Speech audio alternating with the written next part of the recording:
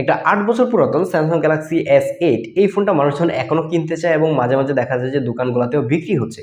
তো কেমন আছে এই 8 বছর পরে S8? এই ফোনটা যখন মার্কেটে লঞ্চ হয় তখন এটার প্রাইস মোটামুটি 70 থেকে 80 হাজার টাকা প্রাইস রেঞ্জে ছিল।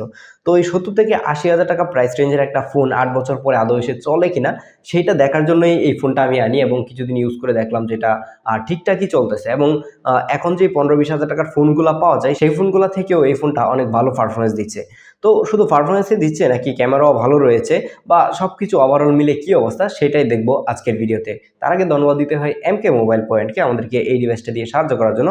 আপনারা যদি কেউ এটা কিনতে ইন্টারেস্টেড হন তাহলে তাদেরকে নক দিতে পারেন। আমি রিকমেন্ড করবো এই ধরনের 7-8 বছর পুরাতন একটা ডিভাইস না কেনার জন্য। এটা ডিজাইন যদি দেখেন তাহলে দেখেন যে ডিজাইনটা খুবই সুন্দর। একটা 8 বছর পুরাতন একটা ডিভাইস যে এত সুন্দর হতে পারে, স্যামসাং ওই সময়টাতে কতটুকু এগিয়ে ছিল সেটা এই ফোনটা দেখলে বোঝা যায়। তাছাড়া যদি আপনি সামনের দিকে আসেন তাহলে দেখেন যে কত সুন্দর একটা কার্ভ ডিসপ্লে।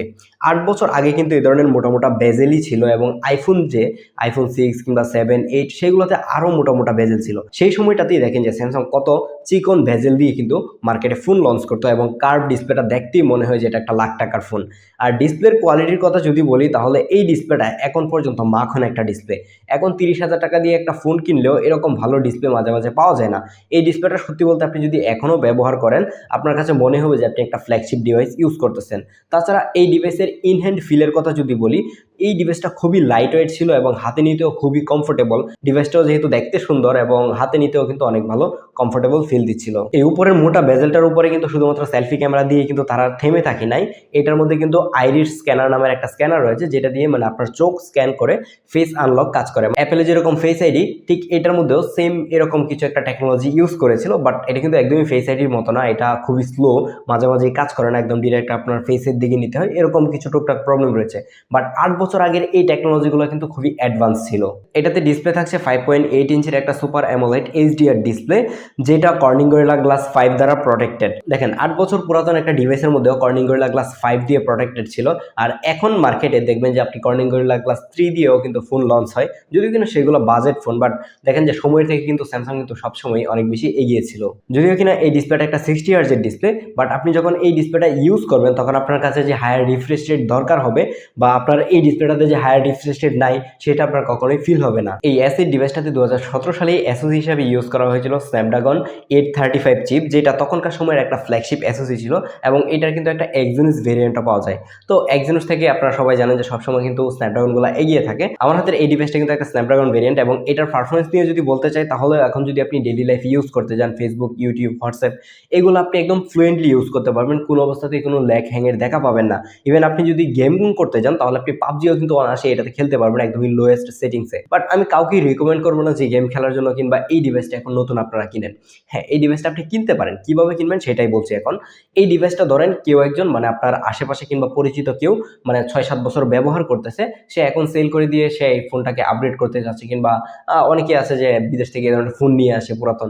তো আপনি চাইলে এই ফোনগুলো কিনতে পারেন। তখন যদি আপনি তাদের কাছ থেকে কিনেন দেখা যাবে যে এটা হয়তো বা 7 থেকে 8 হাজার টাকার মধ্যে কিন্তু আপনি কিনতে পাবেন। কিন্তু যদি আপনি এটা ইউজড হিসেবে একটা দোকান থেকেই কিনতে চান তখন কিন্তু এটার প্রাইসটা অনেক বেশি হবে এবং এটার প্রাইস কত এক্স্যাক্টলি সেটা আমি এখনো নিশ্চিত না।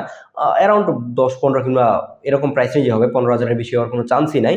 তো আমি বলবো যে এটা নতুন কোনো অবস্থাতেই কেনার দরকার নাই। আপনি যদি আপনার পরিচিত কাউকে পান যে এটা সেল করতেছে তাহলে আপনি অনায়াসে নিতে পারেন, কারণ এটা আপনি সেকেন্ডারি ফোন হিসেবে ইউজ করতে পারবেন। তারপর হচ্ছে যে এই ফোনটা কিনলে আপনি যেইটা নিয়ে সব থেকে বেশি প্যারাই থাকবেন সেটা হচ্ছে এটার ব্যাটারি ব্যাকআপ। এটার ব্যাটারি ব্যাকআপ খুবই জঘন্য ছিল। এটাতে 3000 mAh এর একটা ব্যাটারি ইউজ করা হয়েছে, যেই ব্যাটারি দিয়ে আপনি মানে 1.5 থেকে 2 ঘন্টার মতো স্ক্রিন অন টাইম পাবেন। বুঝতেই পারতেছেন যে এটার অবস্থা কতটুকু খারাপ। কারণ আপনি যদি এটা দিয়ে ক্যামেরা ইউজ করেন কিংবা গেমিং করেন তাহলে 2 ঘন্টার বেশি এটার ব্যাটারি ব্যাকআপ দেওয়ার কোনো চান্সই নাই। একটা 3000 mAh এর ব্যাটারি আর এত সুন্দর একটা ডিসপ্লে, এটার ব্যাটারি ব্যাকআপ বাজে দিবে এটাই স্বাভাবিক। তার উপর আপনাকে এই বিষয়টা মাথায় রাখতে হবে যে এটা কিন্তু একটা 7 থেকে 8 বছর পুরাতন ডিভাইস, তো এটার ব্যাটারি ব্যাকআপ অবশ্যই খারাপ হবে। দেখেন অলমোস্ট লাখ টাকা দামের একটা ফোন 2017 সালে লঞ্চ করছিল মাত্র একটা সিঙ্গেল ক্যামেরা দিয়ে, এবং এই ক্যামেরাটা কিন্তু মাত্র 12 মেগাপিক্সেলের। বর্তমান সময়ে 14-15 হাজার টাকা দিয়ে ফোন কিনলেও 3-4টা ক্যামেরা থাকে, তার উপর হচ্ছে ক্যামেরা 48 মেগাপিক্সেল, 108 মেগাপিক্সেল, এ ধরনের অনেক গিমিক কিন্তু আমরা দেখি। বাট এই 12 মেগাপিক্সেলের ক্যামেরাটাই কিন্তু তখন একটা মাখন লেভেলের ক্যামেরা ছিল, যদিও কিনা এখন এটার পারফরমেন্স খুবই বাজে দিচ্ছে। আপনি যদি একটা 10-15 হাজার কিংবা 20,000 টাকা ফোনের সাথে কম্পারিজন করেন, তাহলেও হয়তো বা এটা মাঝে মাঝে পিছিয়ে যাবে, কারণ এটার ক্যামেরার পারফরমেন্স আগের মতো দিচ্ছে না। ক্যামেরা কেমন যেন একটু ঘোলাটি হয়ে গেছে, ডিটেল ধরে রাখতে পারে না, এ ধরনের নানান সমস্যা আমি ফেস করেছি। জাস্ট আপনি এই স্যাম্পলগুলো দেখেন, আই থিঙ্ক আপনি নিজে থেকেই বুঝতে পারবেন। তাছাড়া এর ফ্রন্ট ক্যামেরাতে ইউজ করা হয়েছিল একটা 8 মেগাপিক্সেলের ক্যামেরা, যেটার কোয়ালিটিও আহামরি ভালো না, টুকটাক কাজ চালিয়ে নিতে পারবেন। এই ফোনটা নিয়ে আসলে খুব বেশি কিছু বলার নাই। অনেকেই আছে যে লং টাইম ধরে স্যামসাং ইউজ করতেছে, 7-8 বছর আগে একটা ফোন ইউজ করছে, সেই ফোনটাই জাস্ট আমি এক্সপিরিয়েন্স করার জন্য এটা নিয়ে আসি এবং গত কিছুদিন ব্যবহার করে দেখলাম যে এটার অবস্থা কিরকম বা স্যামসাং আগে কি কি ফিচার অফার করতো সেগুলো দেখার জন্যই আনছিলাম। এটাতে এখন কিন্তু অ্যান্ড্রয়েড 9 চলতেছে, তার উপরে One UI 1 চলতেছে। এটাকে আপডেট দেওয়া যাবে কিনা সেটাও আমি শিওর না, আমি আপডেট দিতে ট্রাইও করি নাই। তো এই ধরনের ডিভাইসগুলো আমি কাউকে কিনতে রিকমেন্ড করবো না। যদি আপনি চান যে 10-15 হাজার টাকা দিয়ে এই ধরনের ডিভাইস কিনবেন জাস্ট আপনার কালেকশনে রাখার জন্য, কিংবা একদমই সেকেন্ডারি একটা ডিভাইস হিসেবে আপনি ইউজ করতে চান, তাহলে আপনি চাইলে নিতে পারেন। বাট আমি কাউকে রিকমেন্ড করতে পারছি না। দেখা হচ্ছে পরবর্তী ভিডিওতে। আল্লাহ হাফেজ।